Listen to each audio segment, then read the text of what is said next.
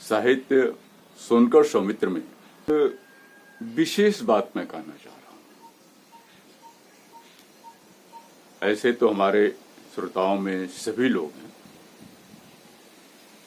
लेकिन एक चिंता का विषय है जो साहित्यिक और सामाजिक स्तर पर बढ़ने लगा है। आजादी के बाद जहां हमारे शासकों में जिनका तमाम सामाजिक अनुभव था, भोगा हुआ यथार्थ था और निजी हैसियत से, चाहे वो राजा रहे हों, निजी संपत्तियों के मालिक रहे हों, यानी जिम्मेदार रहे हों, और इस तरह के जो जगह जगह जिनका स्वामित्व निजी था इस देश की संपत्ति पर, इस देश के शासन पर या अपने छोटे छोटे अधिकारों, क्योंकि आजादी के संघर्ष में सभी तरह के लोग आए हुए थे और सबका अपना अपना एक अनुभव था, भोगा हुआ यथार्थ था। उसके तहत जब आजादी मिली तो हमारे शासकों ने सबसे पहले ये कार्य किया कि जो सुविधाएं हो, जो सबको स्वस्थ बना सके, सबको शिक्षित बना सके, सबको रोजगारोन्मुख कर सके और हमारी खेती जो किसान भाई हैं वो आगे बढ़ सके, उन सारी परिस्थितियों को देखते हुए अधिक से अधिक जो उद्योग थे वो केंद्र अपने हाथ में लिया। मतलब कि शासन, शासक चाहे जो भी हो, लेकिन वो केंद्र के अधीन रहे और हमारा संविधान भी इसकी तरफ आदेशित करता है। इसके तहत जितने भी निजी संस्थान थे जिससे समाज को सुविधा मिलती थी, सबका निजीकरण खत्म करके उसको सार्वजनिक कर दिया गया और करने की लगातार ये कोशिश करीब मेरे समझ से 20-25 वर्षों तक, यानी 1980 तक लगभग चला।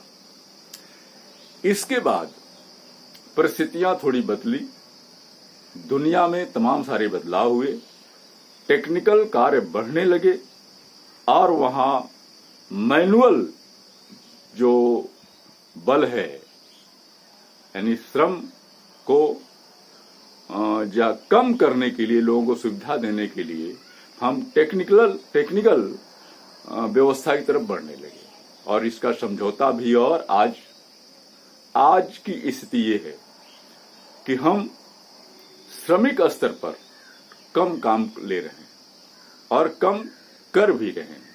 जो भी काम हम टेक्निकल स्तर पर कर रहे हैं, इसका बहुत बड़ा नुकसान पहला सामने ये आया है कि लोग श्रमहीन होने से, मतलब श्रम यानी कार्य न मिलने से उनको आय का साधन घटा है। पहली बात तो ये हुई। और यह सारा कार्य जो हो रहा है वो शासन के सहयोग से और शासन के कारण हो रहा है। और बीच के जो लोग हैं वो कम श्रम करके, कम खर्च करके, अधिक काम दिखा करके अधिक लाभ ले रहे हैं। ये चीज पहला काम।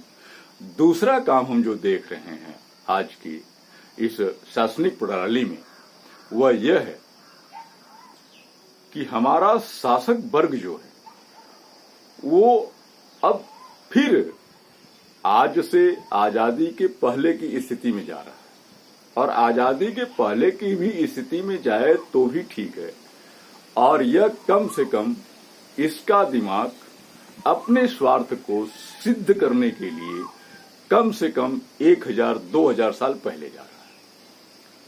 और परिस्थितियां क्या उत्पन्न हुई है कि जो भी सरकारी संसाधन हैं आम पब्लिक के लिए, आम समाज के लिए, आम भारतीयों के लिए, और आम आदमी विकास कैसे करे उसके लिए जो भी साधन संसाधन सार्वजनिक स्तर पे थे उसको कई परिस्थितियां दिखला करके उसका फिर वही निजीकरण किया जा रहा है। तीसरी चीज कि हमारे देश में जो जनसंख्या के हिसाब से देखा जाए, अगर हम इसको राजनीति की भाषा में कहें तो जो हमारा पढ़ा लिखा तबका और मुख्य रूप से ऐसे लोग जो निजी संसाधनों में विश्वास करते हैं जिससे उनका हित साधन हो रहा है, ऐसे लोग शासन और प्रशासन में काफी हद तक पहुंच चुके हैं और ये लोग नहीं चाहते कि आम जनता को ज्यादा सुविधाएं मिले। और आम जनता कितनी है? ये 90% है, जिसमें 85% तो हमारा बहुजन समाज है जिनको ऊपर उठाने की सारी व्यवस्था संवैधानिक तौर पर दी गई। एक स्वार्थ तक ही होता तो ये सही लगता, लेकिन ये जानबूझ करके हमारे 90% आवाम को और मुख्य रूप से दलितों को निशाने पर लिया गया है, क्योंकि आजादी के बाद जब इनका विकास हुआ एक काफी स्तर तक ऊंचे हुए, जो परंपरागत आते हुए लोगों को कतई पसंद नहीं कि उनके सर पर ये लोग चढ़ करके रहें और इनसे ज्यादा काबिल हों। और इसका पहला चीज जो है ये देखने को मिल रहा है कि ये लोग मुख्य रूप से इन 90% में जो दलित वर्ग है, जिनकी संख्या 25 से 30% है, और उसमें अगर महिलाओं को जोड़ लें तो संख्या ज्यादा हो जाएगी, वो भी दलित में ही आती हैं, और इनकी सारी सुख सुविधाएं छीनने के लिए, इनके विकास को रोकने के लिए तमाम सारे कार्य किए जा रहे हैं। और ये देखने की बात है, आप सनातनी इतिहास उठा के देख लीजिए और आज का भी इतिहास देख लीजिए कि जो भी उल्लेखनीय कार्य हुआ है इस वर्ग के द्वारा ही हुआ है। अगर वेद व्यास नहीं होते तो हमारे वेदों का संग्रह नहीं होता, अगर वाल्मीकि नहीं होते तो रामायण सामने नहीं आता, अगर डॉक्टर अंबेडकर नहीं होते तो भारतीय संविधान नहीं सामने आता, और इस तरह और भी बहुत सारे कार्य हैं जिसको गिनाया जा सकता है, और यह संख्या बहुत ज्यादा भी है, लेकिन जो प्रमुख जिसको आप जानते हैं उसको मैंने बताया। तो अब ये ऐसी बात, इसी चीज को देखते हुए कि यहां आप देख लीजिए कि भारत में तमाम तरह के मिथक हैं और सत्य भी हैं। यह बताया जाता है कि जो यहाँ के मूल निवासी हैं वो उस 85% से सम्मिलित हैं, और जो अन्य लोग हैं वो बाहर से आए हुए हैं। ये बाहर से आए हुए लोग जिसको हम आर्य कहते हैं, मुख्य रूप से ऐसे लोग क्यों दलितों से डरे हुए हैं। और आपको ये भी बता दें कि इन आर्यों को भारत में आने से पहले भी यहाँ वर्ण व्यवस्था नहीं थी। जातियां रही होगी लेकिन वर्ण व्यवस्था नहीं थी। वर्ण व्यवस्था आर्यों की देन है। और इसके साथ जो है कि यह बात आपको वेद सूत्रों में भी मिल जाएगी, और आर्यों अनार्यों के बीच, देवों असुरों के बीच तमाम लंबे संघर्ष चले हैं। अनार्य कौन थे? मूल निवासी थे। और दानव कौन थे? असुर कौन थे? वो भी यही के थे। थोड़ा सा भौगोलिक अंतर जरूर है लेकिन थे यही के। और तमाम सारी स्थितियां,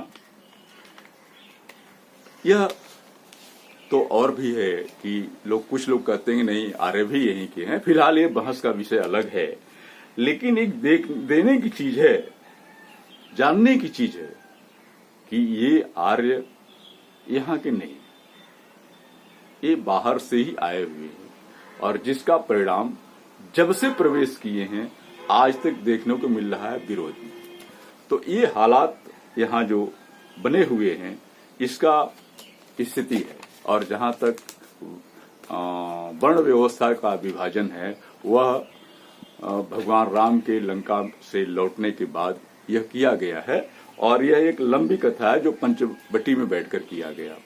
साथ ही और हम ये देखें कि एक लंबा युद्ध ऋग्वैदिक और अथर्ववेदिक ब्राह्मणों के बीच में रहा है, यह भी एक अलग इतिहास है, इस पर कभी बात की जाएगी। लेकिन बहुत सारी चीज है जो मैं ये कहना चाहता हूं कि हमारे लोग जो रहे हैं, जैसे हम महाभारत में सौपच्य ऋषि को ले लें, त्रेता के व्याघ्र ऋषि को ले लें, शंभुक को ले लें और अन्य विद्वानों को ले लें, तो उनके कार्य बेहद सराहनीय हैं और कहीं भी किसी से, कहीं आर्य विद्वानों से कहीं कमजोर नहीं है। अब यह स्थिति क्यों छीनी जा रही है? मैं आता हूं, क्योंकि लंबा हो जाने के डर से मैं बहुत सारी बात नहीं कर रहा हूं, कि आजादी के बाद से दलितों का जो शैक्षणिक स्तर है ये सुधरा है, ये काफी सुधरा है, ये राजनीति में भी आगे बढ़े हैं, तमाम गलत चीजों का प्रतिरोध करने के लायक हो गए हैं और जो परंपरागत आने वाले लोगों को पसंद नहीं है। इस चीज को देखते हुए आज आप देख रहे हैं शिक्षा कितनी महंगी हो गई। शिक्षा अब कमजोर लोगों से, गरीब लोगों से, दलितों से काफी दूर होती जा रही है और इसका परिणाम ये होगा कि उच्च संस्थानों में नहीं पहुंच पाएंगे। उच्च संस्थानों में पहुंचने से रोकने के लिए सारे शिक्षा का निजीकरण किया जा रहा है। नौकरी में अच्छे पद तक न पहुंच पावे, ज्यादा नौकरियां न हो पावे, इसके लिए सारे जो संस्थान थे उसका निजीकरण लगातार किया जा रहा है और इसी तरह वे अन्य भी प्रोपोगंडा खड़ा करके राजनीति से भी इन्हें दूर करने की कोशिश कर रहे हैं। जैसे राजनीति में कि शिक्षा का एक मानदंड होना चाहिए, ये होना चाहिए, वो होना चाहिए, तमाम सारी चीजें। और ये करने के साथ साथ यही नहीं, ये शासक वर्ग भारतीय संविधान के जो मूल अधिकार दिए गए हैं उन सारे अधिकारों को मिटाने की तमाम आंतरिक कोशिश लगातार जारी है। आप देख लीजिए, भारतीय संविधान को समाप्त करने के लिए, बंद करने के लिए तमाम परिस्थितियां पैदा की गई हैं और मुझे ऐसा लगता है कि अब अगर ऐसा स्थिति कुछ सालों तक बनी रही तो शायद भारतीय संविधान प्रासंगिक नहीं रह जाएगा और लोकतंत्र भी नहीं रह पाएगा।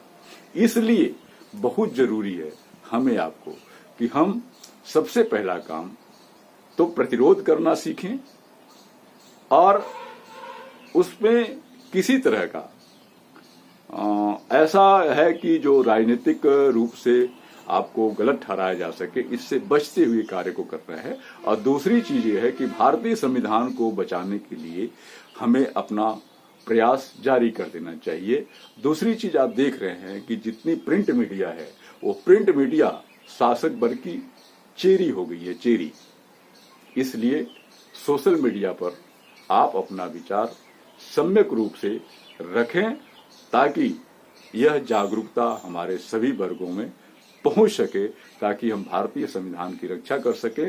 क्योंकि शासक वर्ग, सवर्ण वर्ग, मनवादी वर्ग ये दलितों से बेहद डरा हुआ है और दलितों को इस पर सामने आना पड़ेगा।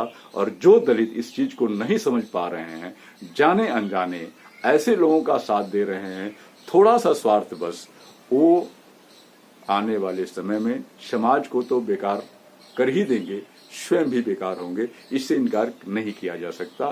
दोस्तों, मेरी बात अब यहीं खत्म हो रही है और आप इस पर विचार करें, मेरी बातें कहाँ तक सत्य है, अगर सही है तो उसका अनुकरण करें और आप हमें फॉलो करें, लाइक करें, हमारे YouTube चैनल को सब्सक्राइब करें और आप अपनी सार्थक प्रतिक्रिया जरूर हमें दें। इसी के साथ आप सभी लोगों को धन्यवाद।